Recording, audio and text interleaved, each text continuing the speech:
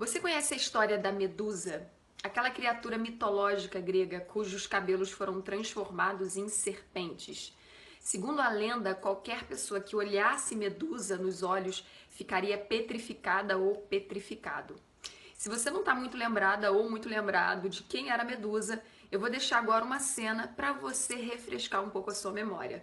Fica nesse vídeo porque a gente vai falar sobre ela.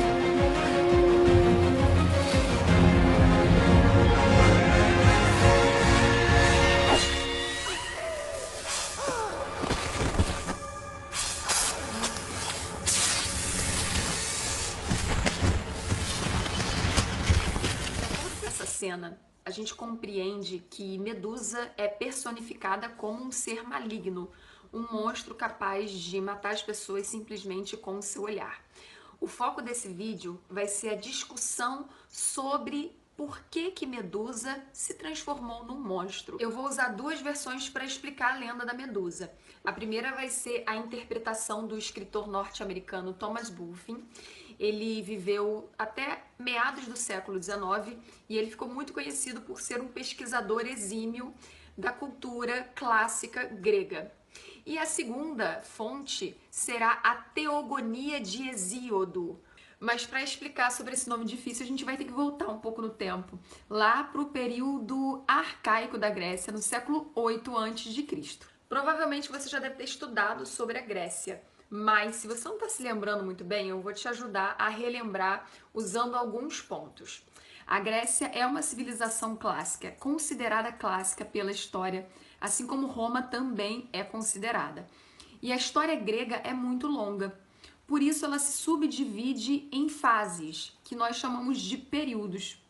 Os três primeiros períodos da Grécia foram os períodos pré-homérico, homérico e arcaico, que vai do século 8 ao século 6 antes de Cristo. E veja bem, os séculos são contados do maior para o menor.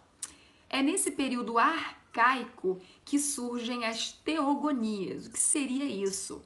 Existia poetas que cantavam histórias para exaltar a deusa da memória. Hesíodo era um desses poetas que cantavam histórias e essas teogonias eram exatamente as lendas acerca da sociedade, de como foi criada a Grécia. Teogonias significa músicas e esses cantores poetas eram chamados de aedos.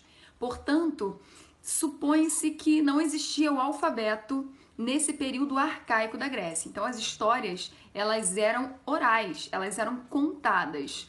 Portanto, elas se confundem a lendas. E, obviamente, a mitologia grega é toda composta por lendas. Existe até um ditado espanhol que eu gosto muito de falar, que é basicamente assim: No creo en brujas, pero que las hay. Não acredito em bruxas, mas que elas existem, existem. Enfim, mas a interpretação de Hesíodo para Medusa eu vou deixar para o final do vídeo.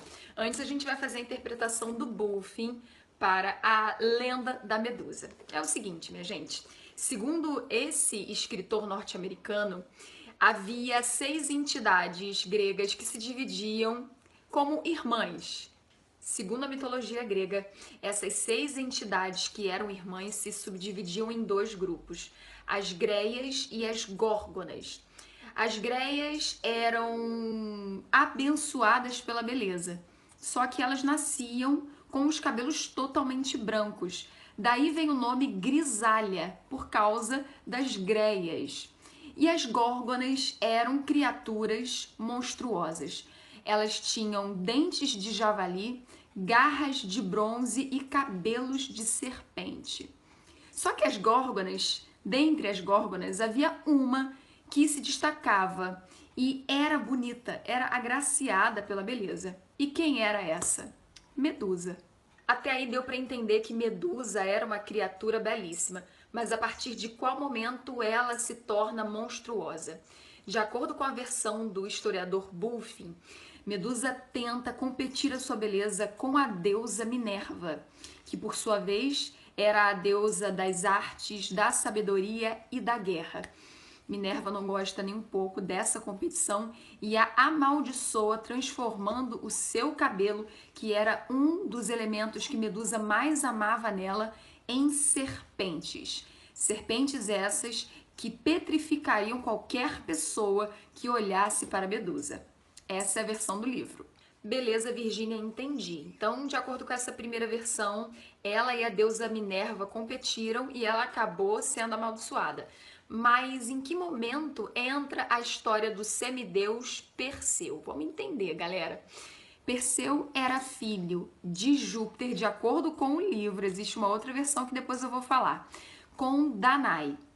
Danae tem esse filho com Júpiter, Perseu, só que o pai de Danae, ele tem uma consulta com um oráculo. E esse oráculo diz que o neto seria o responsável pela morte dele. Acrísio, pai de Danae e avô de Perseu, ordena que eles sejam enviados para a ilha de Sérifo. E para lá eles vão.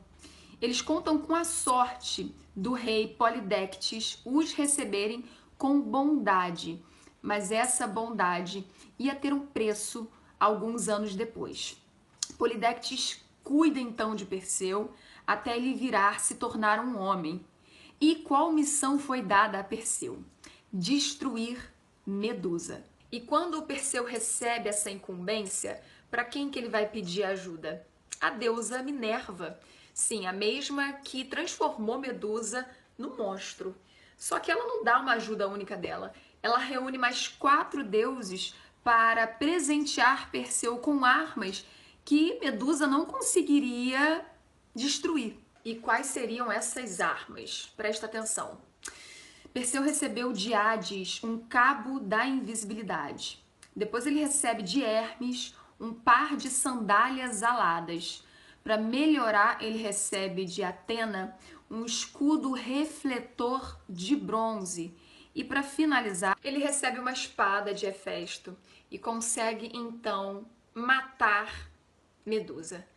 Existem outras histórias que dizem que depois que ela morre, surge um deus de dentro dela e Perseu vai utilizando a cabeça dela para vencer outras guerras, mas essa é a versão tradicional sobre Perseu e Medusa.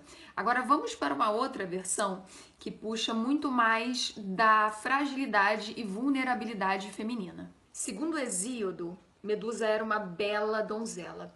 Ela era tão bela que Poseidon a quis. Medusa não queria nada com Poseidon. Só que ele, acometido por uma ira, pega Medusa e no santuário de Atena a estupra. Atena então pensa que a culpa era da Medusa. Pois é, gente. E por causa disso, ela a transforma num monstro de cabelos de serpente. Essa história ela tem sido muito debatida, história não lenda, e eu vejo alguns perfis na internet colocarem essa questão, essa analogia com os dias atuais, onde o machismo reina e muitas mulheres, muitas de nós, em situações de vulnerabilidade com o machismo, somos culpadas, ok? Então eu achei sensacional fazer esse vídeo por trazer essa analogia. Eu amo mitologia grega e essas histórias de deuses, de mitos, e eu espero que vocês tenham gostado também. E é isso. Compartilha com quem gosta de história, mitologia, comenta, me diz o que vocês gostaram. E aí, ficaram impressionados com as 2 versões da história da Medusa? Me conta depois. Beijos!